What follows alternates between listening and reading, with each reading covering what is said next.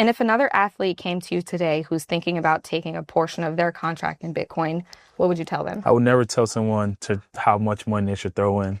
Funny story, Michael Saylor told me a couple of years ago that I was like, how much do you think? And he was like, throw it all in. And I was like, I don't know if I should do that. Yeah. Probably should listen to him because I think he's doing pretty well right now. But it would go back to just educate yourself. Yeah. That's it. Like it's in anything. That's not just only when it comes to crypto or coming to investing. It's life. You got to educate yourself on stuff before you just step into it. If you go into a lot of things blind and don't have a lot of information on it, probably don't end up well. But educate yourself, surround yourself with the right people, and if that's something that you agree with or it hits home with you, then do as much as your heart desires. Yeah. Knowing what you know today, would you go back and take your whole contract in Bitcoin? I mean, yeah. It just, I guess, depends though, right? Yeah. I think I'll probably panic a little bit more when the dips happen. Yeah. But Celebrate a little bit more. And celebrate more with the. Hello everybody, so today is July 22nd, 2025. So in that first video, that Saquon Barkley, he talks about how he should have got paid in Bitcoin, which I agree. I think everybody should get paid in Bitcoin, but that's a whole nother topic we can talk on a different day.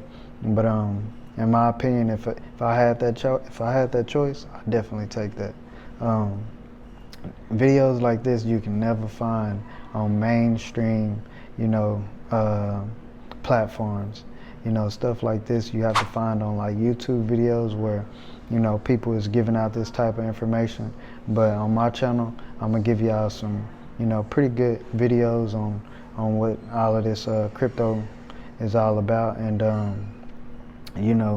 just kind of dig deep, and find, videos that's, that's rarely seen, so stick with me guys, I got you. So in the second video we have Jess Ching, former Ripper counselor, presenting to the IMF on blockchain and RippleNet. So y'all enjoy this and I'll be back with you. Of fintech innovation and payments is where you have a whole new payment method. A new way for money to move that's different from anything we've seen before. So this could be crypto assets, or it could be a blockchain-based payment solution. And this is a space that I worked in at Ripple. And it's this space that I personally find fascinating and exciting. What's important about this category of fintech innovation is that you have a new way for value to flow. What's new is an opening up of the type of connections between people, institutions, entities all around the world. This is really important for cross-border payments. Payments generally flow pretty freely when it's just within a country, especially when people happen to have accounts with the same bank. But for payments from one country to another, that's where you run into inefficiencies and frictions. A foundation that can be legally enforced. A basis for trust. I wrote the payment rules for Ripple's solution, and I can tell you all about how I dealt with that spinny wheel. But there is something very deeply rewarding about creating clarity and certainty out of chaos. Crypto assets and blockchain, when they're used in the context of cross-border payments, they can create new paths for value to more efficiently flow around the world.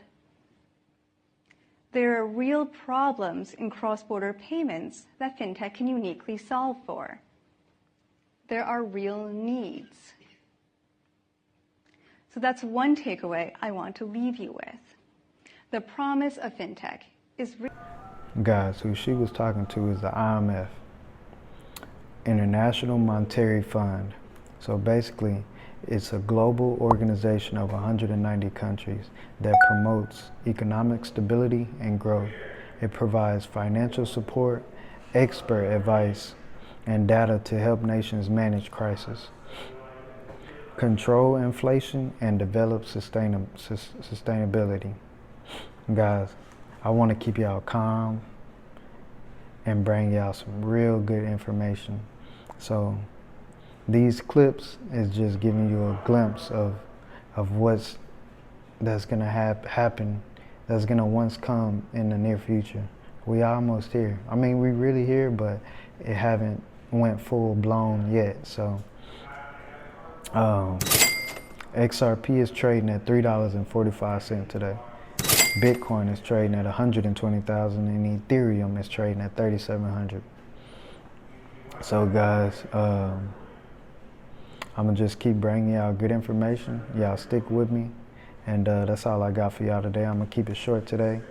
You know, I hope those clips kind of, you know, make y'all kind of see what's going on.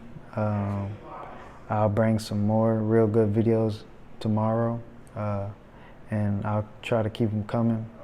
This channel is kind of, I'm building this channel to help people stay calm and, you know, keep they cool, because, you know, it's gonna be some crazy stuff. You kind of just gotta, you know, be like zoned in. You know, don't worry about what all this mainstream media is putting out, because all that is bull crap.